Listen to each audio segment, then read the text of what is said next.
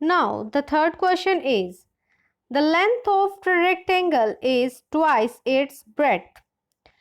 Length आपके जो rectangle की लेंथ है वो ब्रेथ का ट्वाइस है। ट्वाइस का मतलब 2 टाइम्स है। इफ द पेरीमीटर इज 72, अगर उसका रेक्टेंगल का पेरीमीटर 72 मीटर हो, then you have to find the length and breadth of the rectangle. So let's see how to do this. Length आपका ट्वाइस है ब्रेथ का, तो हमें क्या लेट करना पड़ेगा, हमें ब्रेथ आपकी लेट करनी पड़ेगी। हमने एक्स लेट कर लिया, लेंथ उसका डबल है, ट्वाइस है, तो 2 से उसको मल्टीप्लाई कर दिया तो 2x हो जाएगा।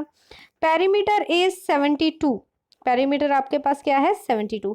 अब आप ये देखेंगे सबसे पहले पेरीमीटर ऑफ रेक्टेंगल होता क्या है। पेरीमीटर ऑफ रेक्टेंगल होता है 2 इंटू लेंथ प्लस ब्रेथ। अब इस फॉर्मूला का हम यूज़ करेंगे और यहाँ पे इनकी वैल्यूज पुट कर देंगे। पेरीमीटर की वैल्यू आपकी 72 है, लेंथ की वैल्यू 2x है और ब्रेथ की x है। तो 72 is equal to 2 bracket length is 2x plus breadth is x. Now this is a linear equation and we have to simplify this. 72 is equal to 2 bracket 2x plus x.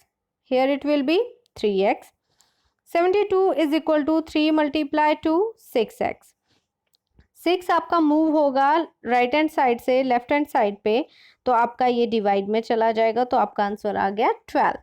अब यहाँ पे value put कर दो, x की value तो हमारे पास 12 आ ही गई है, तो लेंथ की वैल्यू क्या आ जाएगी इसका डबल यानी कि 24।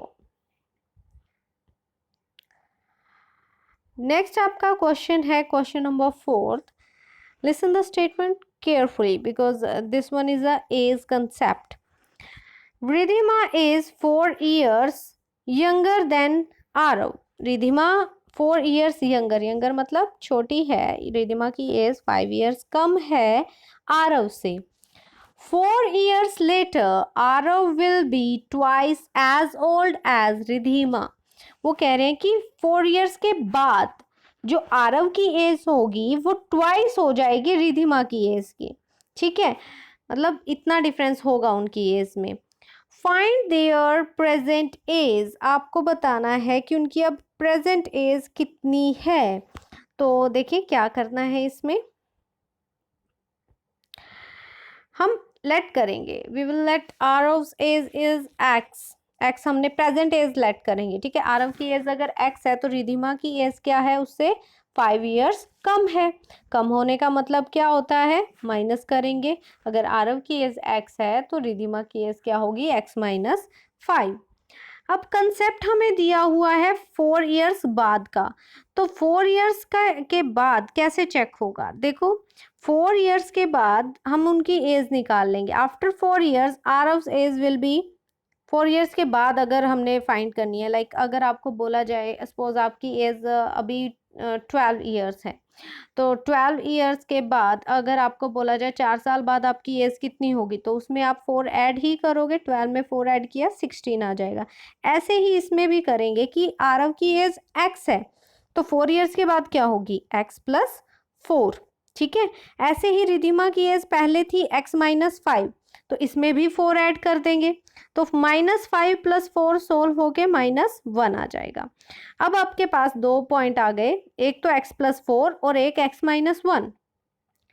अकॉर्डिंग टू क्वेश्चन जो आरव की एज है, आरव की एज कितनी है, x + 4, that is equal to twice of Ridhima age. Twice का मतलब 2 से मल्टीप्लाई करना है, किसको, रिधिमा की एज को। तो रिधिमा की एज को 2 से मल्टीप्लाई कर दो, तो x - 1 किया और उसको 2 से मल्टीप्लाई कर दिया। ठीक है, तो अब इसको सोल्व करेंगे। Open the bracket by doing the multiplication, 2x - 2। Okay, तो अब आप यहाँ पे सोल्व करेंगे, 4 एज इट इज रहेगा, 2 आपका राइट हैंड साइड से लेफ्ट हैंड साइड पे मूव होगा तो प्लस हो जाएगा। ऐसे ही x जो है लेफ्ट हैंड साइड से राइट हैंड साइड जब मूव होगा तो वो सब्ट्रैक्ट हो जाएगा। Here you can see the age will be 6, x की वैल्यू हमारे पास 6 आ गई है। रिधिमा की एज कितनी होगी, x माइनस 5, यानी कि x की वैल्यू 6 है, 6 माइनस 5 1 ईयर। तो ऐसे आपको एज फाइंड करनी है। आरव की एज आपकी 6 ईयर्स आ गई और रिधिमा की एज आपकी 1 ईयर आ गई। तो ये एज वाले जो भी क्वेश्चंस हैं ये बहुत ध्यान से करना है, ऐड करना है, सब्ट्रैक्ट करना है, जो भी है आफ्टर, अगर किसी टाइम के बाद बोला जाए तो वो टाइम आप उसमें ऐड कर दोगे। अगर बिफोर बोला जाए, यानी कि अगर आपको ये बोल देते कि बिफोर 4 ईयर्स या 4 ईयर्स एगो, तो आपको 4 माइनस करना पड़ता। ठीक है, तो अब हमने 4 इसलिए ऐड किया है क्योंकि हमारे क्वेश्चन में गिवन है कि हम 4 ईयर्स के बाद उनकी एज निकालेंगे और उस पर कंसेप्ट लगाएंगे ट्वाइस वाला। तो ऐसे आपको ये क्वेश्चन फाइंड आउट करना है। I hope you able to understand these 4 question. Do practice these 4 questions and do in your notebooks. Okay.